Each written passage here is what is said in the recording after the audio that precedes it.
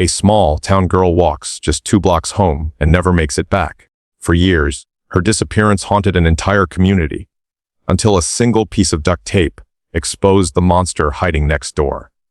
This is the chilling story of Emily Carter.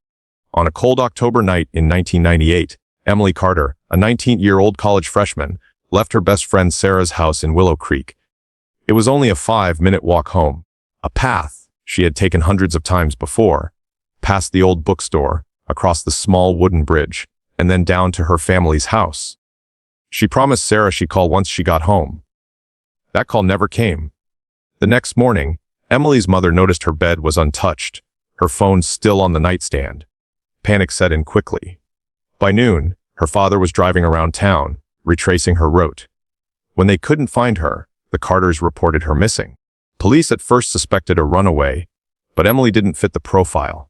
She was responsible, close to her family, and had no reason to vanish. Witnesses reported seeing her pass the bookstore around 9:20 p.m. One neighbor recalled a dark sedan parked by the wooden bridge with its lights off, but couldn't see who was inside.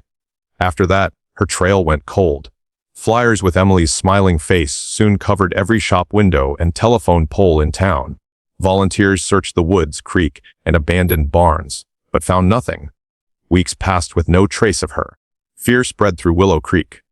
Doors that were once left unlocked were now bolted, and parents refused to let their children walk alone. For her family, life became a waiting game. Her textbooks remained on her desk, her favorite mug in the kitchen, and her best friend Sarah replayed Emily's last voicemail again and again. The bridge where she was last seen turned into a chilling reminder of the night she disappeared. The case seemed frozen in time. Everyone in Willow Creek asked the same question: what happened to Emily Carter on that short walk home? Almost 3 months had passed since Emily Carter vanished, and hope in Willow Creek was fading. The posters with her smiling face had begun to peel from lampposts, their colors washed out by rain and wind. Search parties had grown smaller, and many in town whispered the unthinkable, that Emily might never be found. Then, on a freezing January morning, a local hunter named David Holt was tracking deer in the dense woods just outside Willow Creek. He knew the forest well, but as he moved deeper into a clearing, something unusual caught his eye. Half buried under the frozen soil was a piece of fabric, faded, but clearly out of place in the wilderness.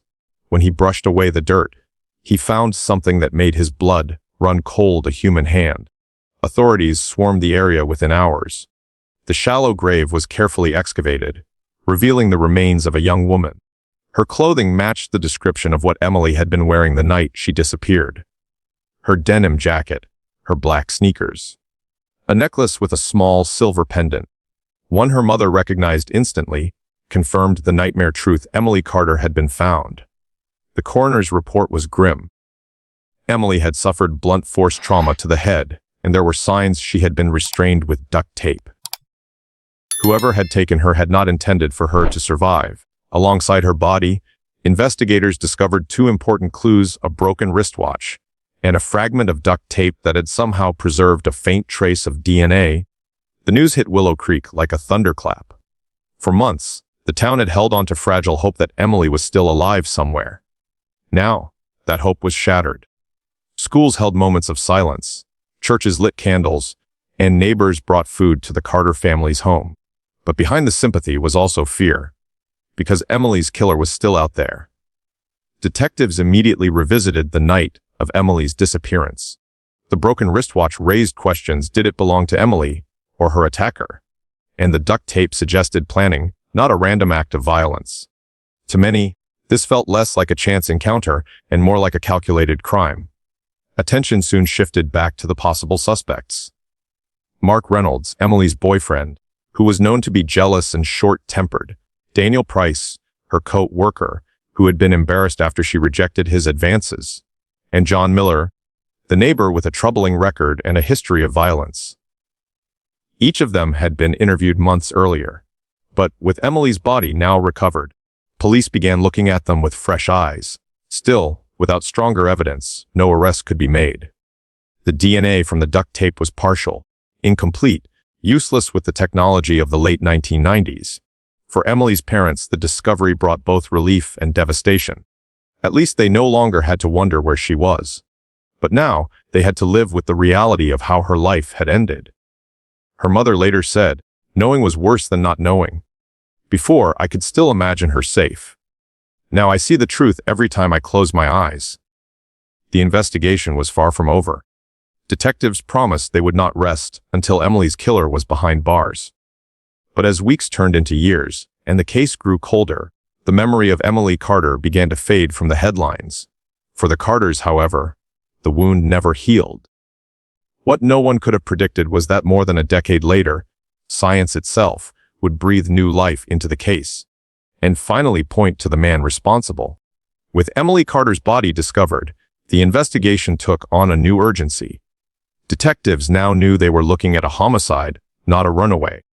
But the question remained, who killed her? The police turned their attention back to three men who had already come under quiet suspicion when Emily first went missing. Each had a different connection to her, and each carried a shadow of doubt. Mark and Emily had been dating for nearly a year. Outwardly, their relationship looked stable, but friends described Mark as possessive and tempered. He often questioned Emily about where she was going and who she was with. One classmate even recalled an argument in the college cafeteria where Mark raised his voice at her for talking too long with another male student. When detectives questioned him, Mark insisted he had nothing to do with her disappearance. He claimed he was home the night Emily vanished, watching television with his parents. His alibi checked out, but his jealous nature made him an obvious suspect. Detectives wondered, could a heated argument have escalated into violence? Daniel worked with Emily at a local bookstore. Shy and quiet, he was described as awkward around women. A few weeks before Emily's disappearance, he had asked her out. She politely declined, but witnesses remembered Daniel looking embarrassed and angry. When interviewed, Daniel admitted to asking her out, but denied any resentment. He said he was at home alone on the night Emily vanished, reading. That alibi was impossible to confirm. Police considered him suspicious, but they had no evidence tying him to the crime scene. John was perhaps the most troubling of the suspects. A man in his late 30s, he lived just a few houses down from the Carters. He had a criminal record for assault and burglary, and many in the neighborhood found him unsettling. Emily's parents even recalled warning her not to spend time around him. When detectives questioned John, he acted defensive. He claimed he barely knew Emily and had never spoken to her. His alibi for the night of her disappearance was vague. He said he had been driving. There were no witnesses, no receipts, no proof. Given his violent history and proximity to Emily, John quickly rose to the top of the suspect list. But again, without hard evidence, investigators could not make an arrest. As months turned into years, these three names continued to circle in the case files. Each had motive. Each had opportunity.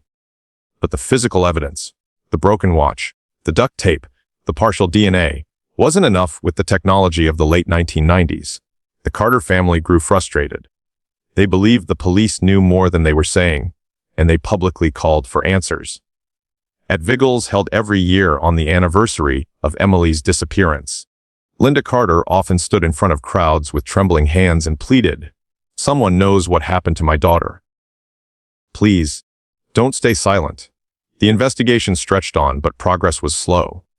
Detectives chased false leads, rumors, and anonymous tips, none of which brought them closer to the truth. It seemed as though Emily's killer had committed the perfect crime and walked away. But time has a way of catching up. By the late 2000s, forensic science had advanced in ways no one in Willow Creek could have imagined back in 1998. And when investigators decided to take another look at the evidence, particularly that fragment of duct tape, they uncovered something that would finally break the case open. By 2009, more than a decade had passed since Emily Carter's murder.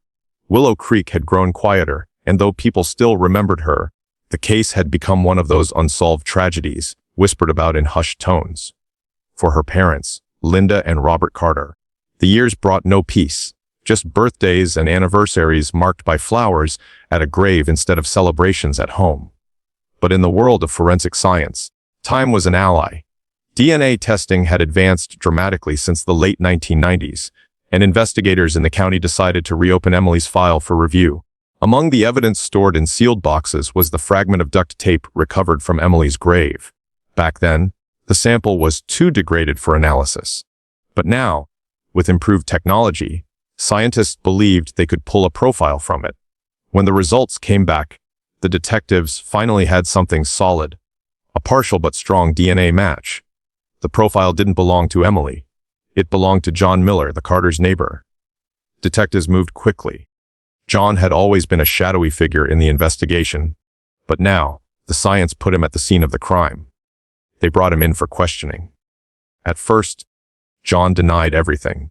He said he never knew Emily personally, that he had nothing to do with her disappearance. His tone was defensive, his answers rehearsed, but when detectives confronted him with the DNA evidence, his face reportedly went pale. He claimed the tape must have been planted, or mixed up, but the explanation didn't hold. Investigators dug deeper into his past. Records revealed a disturbing pattern: arrests for assault, burglary, and one allegation of attempted kidnapping years earlier that had been dropped due to lack of evidence. Neighbors described him as someone who lingered too long watching people, especially young women. Suddenly, the theory that Emily had simply crossed paths with the wrong person on her short walk home seemed chillingly real. With new momentum, prosecutors built their case. The broken wristwatch found near Emily's body became another crucial detail. Though they couldn't prove it belonged to John outright, it was a men's watch, not Emily's. Combined with the DNA, it painted a picture of a violent encounter that ended in tragedy. Emily's parents were told the news in a private meeting. Linda recalled breaking down in tears, not just from grief, but from relief that after 11 years, someone was finally being held accountable. "We always knew," she later said, "but now we could prove it." In 2010, John Miller was officially charged with the kidnapping and murder of Emily Carter. The small town of Willow Creek buzzed with shock as headlines spread across the state. For years, people had lived next door to Emily's killer without knowing. Some felt guilty for not suspecting him more strongly. Others were terrified, realizing how close danger had been all along. The trial that followed would bring every hidden detail into the open. For the Carters, it was the beginning of the long-awaited road to justice. For John Miller, it was the moment his dark secrets finally caught up with him. The trial of John Miller began in the spring of 2011, drawing heavy attention from both Willow Creek and beyond. For over a decade, the Carter family had lived with unanswered questions. Now, they would finally hear the truth, or at least the closest version of it the courts could provide. Inside the packed courtroom, Emily's parents sat in the front row every day, holding hands tightly. Across from them, John Miller appeared calm, almost indifferent, as though the charges were just another inconvenience in his troubled life. But the evidence against him was undeniable. The prosecution built a narrative of a predator lying in wait. They argued that John, with his history of violence, had likely spotted Emily walking home alone that night in 1998. The duct tape fragment, containing his DNA, was their strongest weapon. The forensic expert explained how modern testing had ruled out contamination and pointed directly to John. They also pointed to the broken men's wristwatch found near Emily's body. Though John denied it was his, the prosecution highlighted that he had once owned a similar model based on an old photograph. The jury was also told about his criminal past: assaults, burglary, and the disturbing allegation of attempted kidnapping years earlier. Witnesses testified about Emily's last known steps. Neighbors recalled seeing her near the bookstore, and one man described the suspicious dark sedan parked by the wooden bridge. While no one had seen John driving it, the implication was clear. He had opportunity, motive, and a record of dangerous behavior. John's defense attorney tried to poke holes in the case. They argued that the DNA could have been transferred by secondary contact, that the duct tape might have been contaminated after years in storage. They reminded the jury that no one had witnessed John with Emily that night, and no fingerprints or direct physical evidence tied him to the murder weapon. But their arguments lacked weight against the emotional power of the prosecution's story. When Emily's mother, Linda, took the stand and described her daughter's kindness, her dreams of becoming a teacher, and the crushing pain of losing her. Many jurors were visibly moved. After weeks of testimony, the jury deliberated for just 2 days. On May 18, 2011, the courtroom fell silent as the foreman read the verdict. Gasps rippled through the crowd. Linda and Robert Carter embraced tightly, tears streaming down their faces. For the first time in 13 years, they had something resembling closure. John Miller was sentenced to life in prison without the possibility of parole. The judge, in her closing remarks, called him a predator who stole an innocent life and shattered a family. For the Carters, the sentence could never bring Emily back, but it ended the long cycle of uncertainty. Linda later told reporters, "Justice doesn't heal the wound, but it stops the bleeding. Now we know he can never hurt anyone else." Willow Creek, too, slowly began to breathe again. The wooden bridge, once avoided by locals, became the site of a memorial where flowers were laid each year in Emily's honor. At the bookstore where she once worked, a small plaque now hangs on the wall in memory of Emily Carter, 1979-1998. Though time moved on, Emily's story left a permanent mark. It was a reminder that evil can hide in plain sight, that danger isn't always a stranger passing through, but sometimes the neighbor you think you know. And for the Carter family, it was a story not just of tragedy, but of endurance.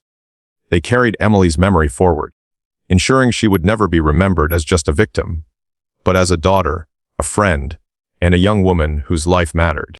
Emily Carter's life was stolen in the most cruel way, but her story reminds us that justice, though delayed, can never truly be denied. The monster who lived in the shadows of her town will never walk free again. And for Willow Creek, the memory of Emily's last walk home will forever be a warning that sometimes danger hides closest to home.